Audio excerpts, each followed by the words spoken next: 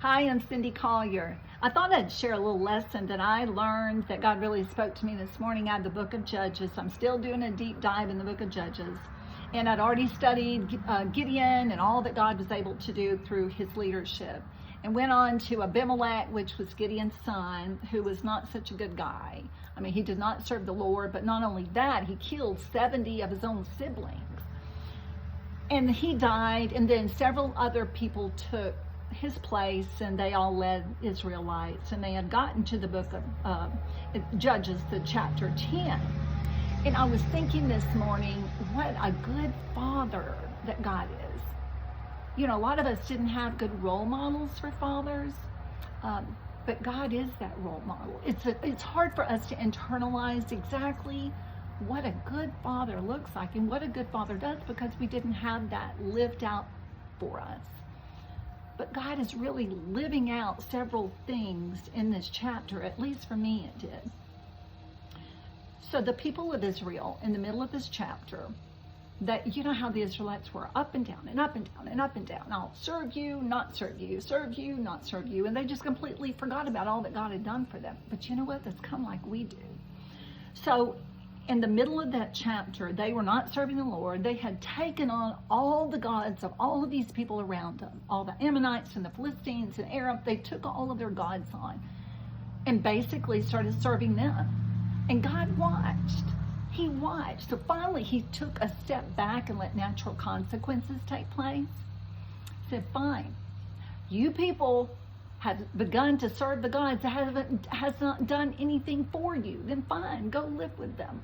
You think they are better God and they are better able to handle you and your lives and take care of you than I am? I've proven myself. Then fine, go live with them. So he sold them into slavery. He sold them. So now they were living with the same people who they were serving their gods. Natural consequences, you know, they got what they wanted. Well, when they got there, they didn't want it, because 18 years they suffered. They suffered. And God watched them.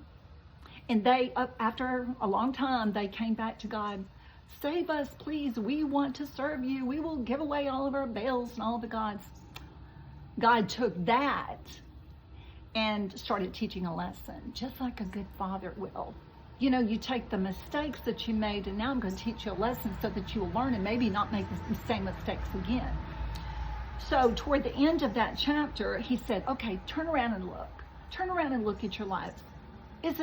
Wasn't it me who saved you? It wasn't those other gods. It was me. Don't you remember that? And that's what we need to remember. All the times in our lives that may have been bad, we need to turn back and remember.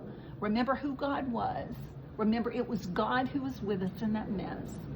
And not look at the mess and camp out there, but look at who God was in all of that. And he was trying to teach them a lesson about that. And so finally, he drew a line in the sand, said, look, I'm not saving you people anymore. I'm done. I'm not going to do it. I've lost it. But the people would not give up. And they started giving away all their Baals, giving away all their gods, and they started serving the Lord. They said, we are not going to give up. We don't want to live like that anymore. We're not going to give up. We're going to put our hands and feet to work at what our mouth is saying.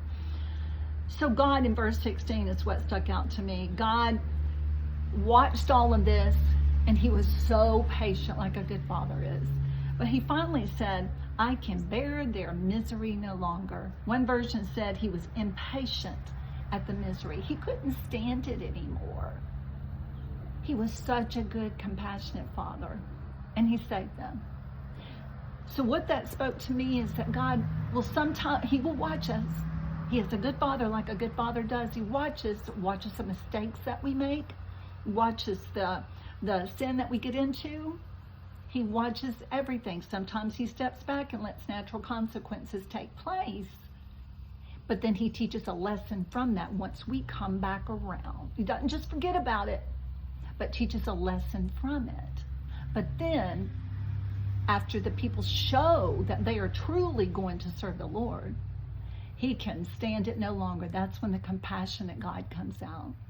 That compassion that loves us regardless. And aren't we glad that he does? That is when grace comes in. Grace and mercy.